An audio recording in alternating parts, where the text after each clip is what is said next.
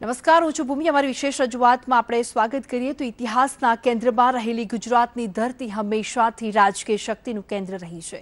ભલે તે બ્રિટિશ રાજ સમય મહાત્મા ગાંધી હોય કે હાલની સરકાર હોય।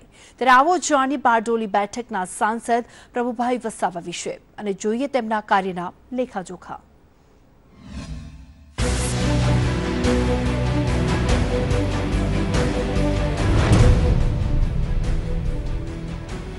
बारडोली बैठक लोकसभा इतिहास में ताजी जन्मेली बारडोली बैठक नो राजकीय इतिहास खूब ज ऊंडो है।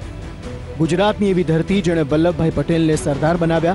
2009 थी अस्तित्व में आवेली लोकसभा बैठक बारडोली हालना सांसद छे प्रभुभाई वसावा।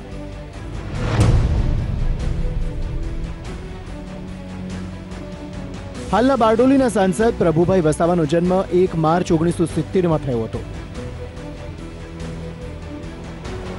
તેમનો જન્મ સુરતના માંડવી વિસ્તારમાં આવેલ કોલખેડી ગામમાં થયો હતો। હાલ તેમની ઉંમર 49 વર્ષ છે। પ્રભુભાઈ ખેડૂત ખાતેદાર છે અને તેમણે ડિપ્લોમા કોર્સ સુધીનું શિક્ષણ મેળવ્યું છે। વર્ષ 2009 માં બારડોલી બેઠક અસ્તિત્વમાં આવી। 2014ની ચૂંટણી પહેલા પ્રભુ વસાવા सूरतनी मांडवी बैठक परथी कांग्रेसना धारासभ्य हता, जेमणे 2014 में भाजपनो हाथ थाम्यो अने 2014 लोकसभा चूंटणीमां बारडोली बैठकथी भाजपे तेमने टिकिट आपी। 2014 में प्रभु वसावाए कुल 6,22,769 मतो मेळव्या, तो तेमना प्रतिस्पर्धी कांग्रेसना उम्मीदवार तुषार चौधरी ने 4,98,885 मत मळ्या।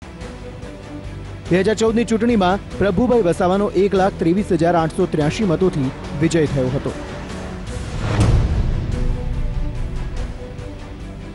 આદિવાસી વિસ્તાર કહેવાતી બારડોલી બેઠકનું મહત્વ દક્ષિણ ગુજરાતના રાજકારણમાં મહત્વનું છે। ભાજપના સાંસદ પ્રભુભાઈ વસાવાની કામગીરીની વાત કરીએ તો આદિવાસી લોકોને પ્રભાવિત કરી શકે તેવા કોઈ નોંધનીય કામ નથી થયા।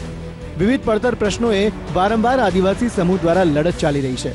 ત્યારે આવો સાંભળીએ सांसद प्रभु वसावा તેમણે કરેલા કાર્યો અંગે શું કહી રહ્યા છે। राज्य सरकार अमारा राज्य सरकारना सहयोगथी अनेक केंद्र सरकारना सहयोगथी आज दस्तान फ्लायओवर पर आपणे एनुं काम चाली रह्युं छे अने 80% आज काम एनुं पूर्ण थयुं छे। व्यारा खाते पण रेलवे ओवरब्रिज नी मागणी हती। Vapi Shamlaji national highway number पर हाईवे पर आज काम मागणी हती ए पण आपणे करावी शक्या छे। बारडोली ए सरदार नगरी तरीके ओळखाय छे। सरदार पटेल साहेबनी कर्मभूमि छे। त्यारे आटला वर्षोमां बारडोलीने जे रीते केंद्रित करीने आजे देश अने दुनियाना नक्शा पर बारडोली आजे अंकित थई चूक्युं छे, पण त्यां जे अत्याરના जमाना प्रमाणे એને જે હાઈપ આપવાની થતી હતી એ નહોતી અપાતી। બારડોલીના વિકાસ અંગે વાત કરતા સાંસદ પ્રભુ વસાવાને તો આપણે સાંભળ્યા। ત્યારે આવો જોઈએ સંસદમાં પ્રભુ વસાવાનું પરફોર્મન્સ।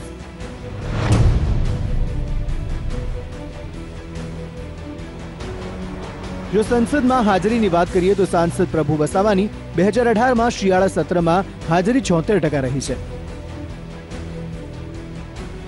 2018 મોન્સૂન સત્રમાં તેમની હાજરી 76% રહી છે। 2018 બજેટ સેશનમાં તેમની હાજરી 66% રહી છે। અને જો સાંસદ તરીકે તેમની 5 વર્ષની હાજરીની વાત કરીએ તો તેમની સંસદમાં હાજરી સરેરાશ 78% રહી છે, જે દેશની સરેરાશ 80% હાજરીથી ઓછી છે। ચર્ચાની વાત કરીએ તો તેમણે સંસદમાં કુલ 19 ચર્ચાઓમાં ભાગ લીધો છે। तो संसद में તેમણે હજી સુધી કુલ 273 સવાલ પૂછ્યા। તો તેમના દ્વારા કોઈ પ્રાઇવેટ બિલ રજૂ નથી કરાયું। બારડોલીનું ગણિત આદિવાસી અને પાટીદાર મતોના ગુણાકાર ભાગાકાર સાથે જોડાયેલું છે। બારડોલીમાં છેલ્લા અનેક સમયથી આદિવાસી સમુદાયોના અનેક પ્રશ્નો ઉઠી રહ્યા છે।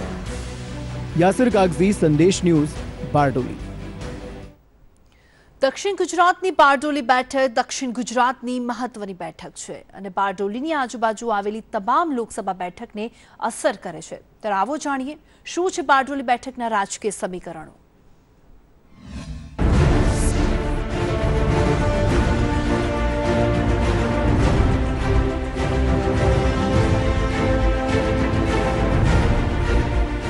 દક્ષિણ ગુજરાતની બારડોલી બેઠક. ખેડૂતોના પ્રશ્નો મુદ્દે આઝાદી પહેલા સરદાર વલ્લભભાઈ પટેલે અહીંથી જ અંગ્રેજો સામે મોરચો માંડ્યો અને અંગ્રેજોએ ઝૂકવું પડ્યું. આમ તો બારડોલી લોકસભા બેઠક 2009ની અસ્તિત્વમાં આવી.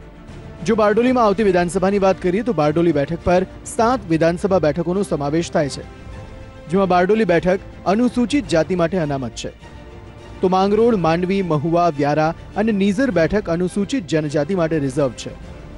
બીજી બાજુ કામરેજ બેઠક સામાન્ય બેઠક છે. આ પૈકી માંડવી, વ્યારા અને નીઝર વિધાનસભા બેઠક કોંગ્રેસ પાસે છે, તો બારડોલી, મહુવા, કામરેજ અને માંગરોળ વિધાનસભા બેઠક ભાજપ પાસે છે. હવે બારડોલી લોકસભા બેઠકની વાત કરીએ તો બારડોલી લોકસભાની બેઠક 2009માં અસ્તિત્વમાં આવી ત્યારે 2009ની લોકસભા ચૂંટણીમાં કોંગ્રેસના તુષાર ચૌધરી વિજયી બન્યા હતા. 2014માં કોંગ્રેસમાંથી જ ભાજપમાં જોડાયેલા પ્રભુભાઈ વસાવા વિજયી થયા હતા. હવે વાત કરીએ બારડોલી લોકસભાની તો બારડોલીમાં કુલ 12 લાખથી વધારે મતદારો છે, જેમાં પુરુષ મતદારોની સંખ્યા 6,36,000 છે, જ્યારે 5,67,000 સ્ત્રી મતદારો છે.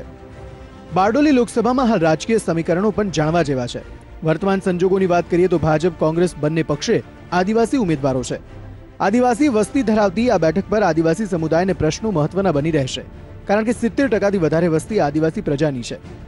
બારડોલીમાં ચૌધરી, વસાવા અને હળપતિ મતદારો નિર્ણાયક સાબિત થનાર છે.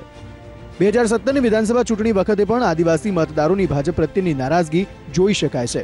બારડોલી બેઠક પર આદિવાસી સમુદાયને પજવતા અનેક પ્રશ્નો ઠેરના ઠેર છે. જમીન સંપાદન, જંગલોને લગતા કાયદાઓ અંગે હજુ પણ આદિવાસી સંગઠનો લડત આપી રહ્યા છે. ત્યારે આવનારા સમયમાં બારડોલી બેઠક પર આદિવાસી સમુદાયના પ્રશ્નો પરિણામ પર સૌથી વધારે નિર્ણાયક રહેશે. યાસિર કાગઝી, સંદેશ ન્યૂઝ, બારડોલી.